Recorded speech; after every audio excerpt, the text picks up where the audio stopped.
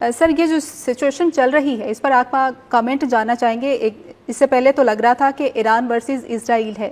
اب چونکہ امریکہ بھی اس جنگ میں شامل ہو چکا ہے تو ایسے لگتا ہے کہ اب ایران جو بھی سٹیپ لے گا وہ ایران ورسز امریکہ اور اسرائیل دونوں ہوگا. تو اس ساری سچویشن کو کہاں تک آپ دیکھ رہے ہیں؟ کیا جنگ ایکسپینڈ ہوگی یا مذاکرات ہو سکتے ہیں؟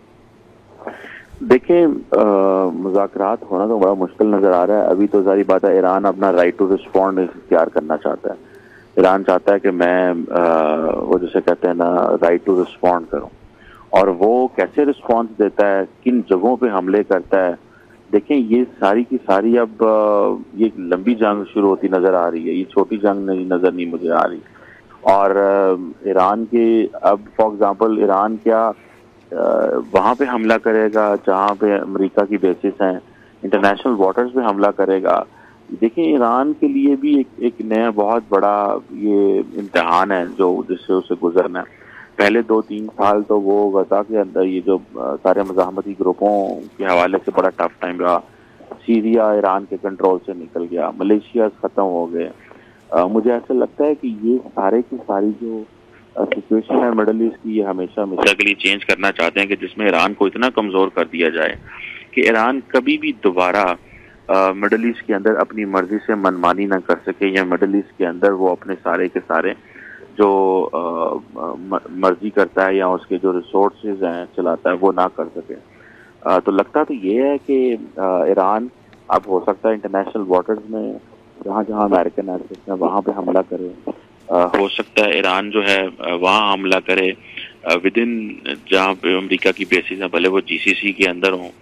تو یہ ایک سمجھیں کہ بہت بڑی ایک سچویشن پیدا ہو گئی ہے. لیکن ایک چیز ہمیں سمجھنی چاہیے کہ انٹرنیشنل اٹامک انرجی ایجنسی, پہلی بات انٹرنیشنل اٹامک انرجی ایجنسی اور امریکی انٹیلیجنس یہی کہہ رہی تھی کہ ایران کے پاس ابھی تک نیوکلیر ویپنز انہوں نے نہیں بنائے.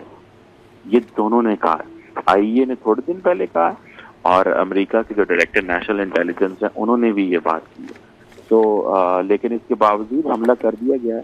تو اس کا میسیجنگ یہ سیدھی سی ایک میسیجنگ ہے کہ بھائی آپ کے اوپر جو ہے وہ ایران کو ایک بڑا ڈفرینٹ کیس جو ہے کے طور پہ دیکھا جا رہا ہے. اور وہ کیس یہی ہے کہ ہمیں ایران کو کمزور کرنا ہے کہ وہ کل کو